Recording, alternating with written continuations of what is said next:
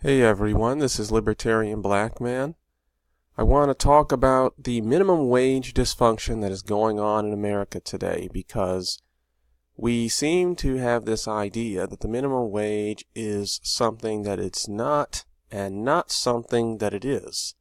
So, proponents of minimum wage laws incorrectly believe that it means more money into the hands of low-income workers. Now, I highlighted that because this is really where all of the other ideas of the minimum wage come from. If you believe that the minimum wage law means people who are in the low-income category are going to have more money in their pockets, you're also going to believe that it allows them to pay for food, housing, health care, and other essentials that they need to survive.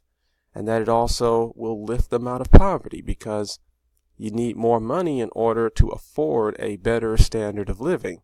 So you have a lot of protesters who are asking for an increase in the national minimum wage, saying things like, we can't survive on $7.25, we can't survive on $8.25.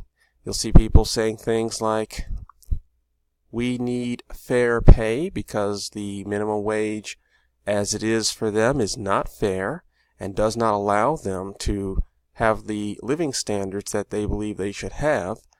You see people saying things like end poverty wages because the minimum wage, according to almost every person who has the minimum wage, is a poverty level income and does not allow them to rise out of poverty.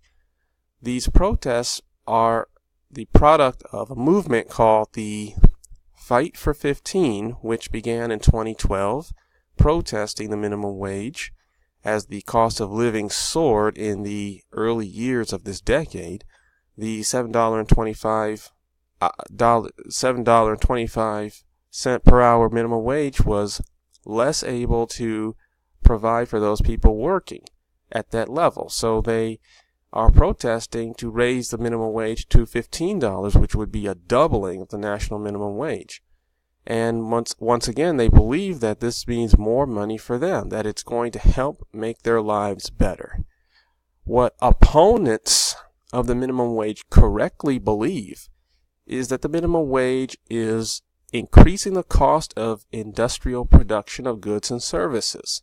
Once again, this is highlighted because you have to believe this in order to believe other things, such as that the minimum wage discourages the hiring of low-income, low-skilled workers and the creation of jobs, and that it drives people into poverty because if you don't have a job, then you're more likely to be poor because you don't have the income to raise your own standard of living. So when people see the minimum wage as a cost on business, which it is, it means the business cannot provide enough investment for new jobs and new workers.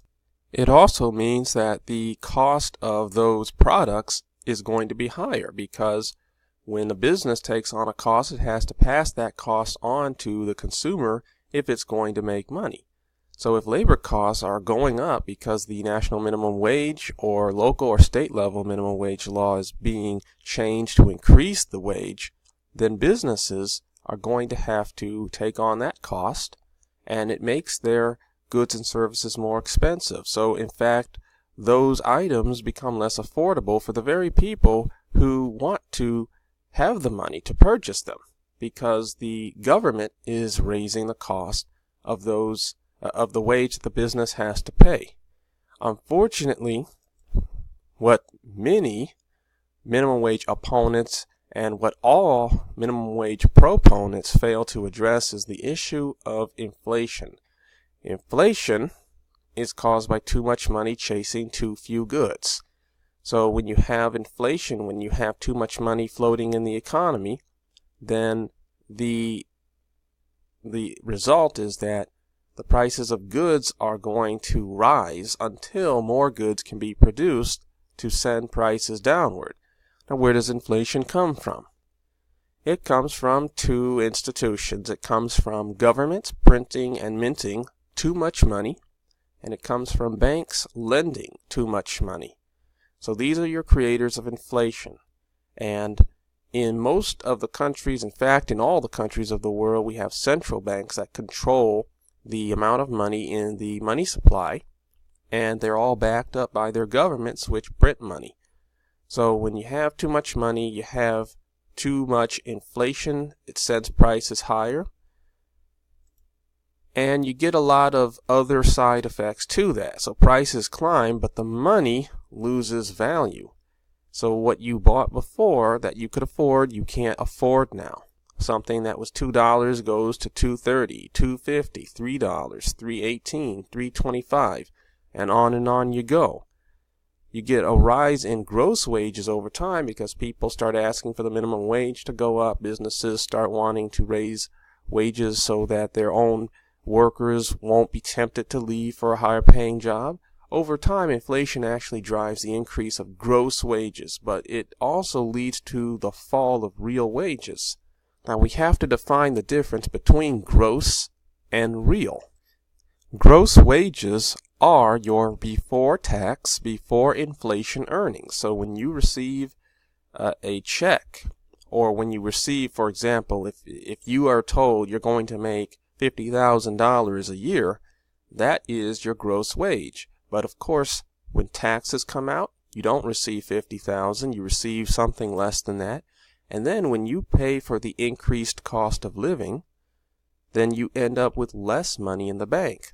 So what you have in the bank is your real wage. And inflation means that the real wage goes down because the price of living goes up faster than your income. So you save less money. The demands for raising the minimum wage go up because, again, as the cost of living rises and wages don't keep up, and they never do, then you have people saying, we're not making enough. As I showed you earlier, we have people saying things like, we can't survive on $7.25. We can't survive on $8.25. People are asking for a $15 an hour minimum wage, but within a few years, at the rate of inflation today, people will then be saying, we can't survive on $15 an hour. They'll be asking for $20, $25 an hour.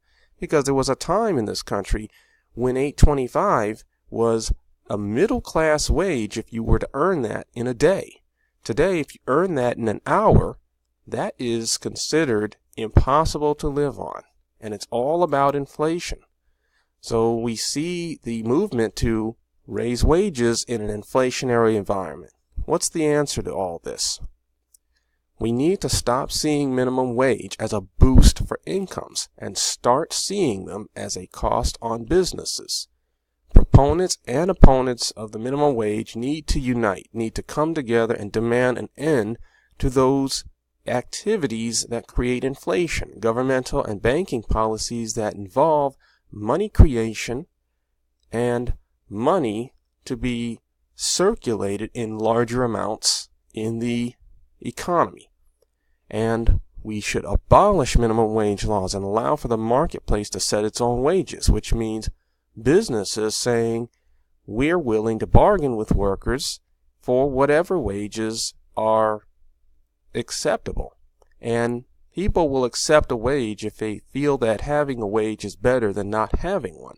But at some point, as the cost of living goes up, or as the value of the worker increases because they gain experience and skills, the wage that they are paid will have to go up. Otherwise, that job will not be there, occupied by somebody creating value for the business.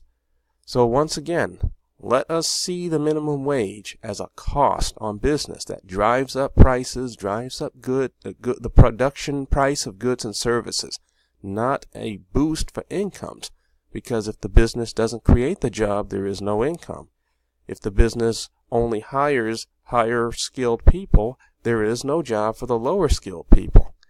Thanks for watching. We hope for you to subscribe to our YouTube channel and see you in the next video.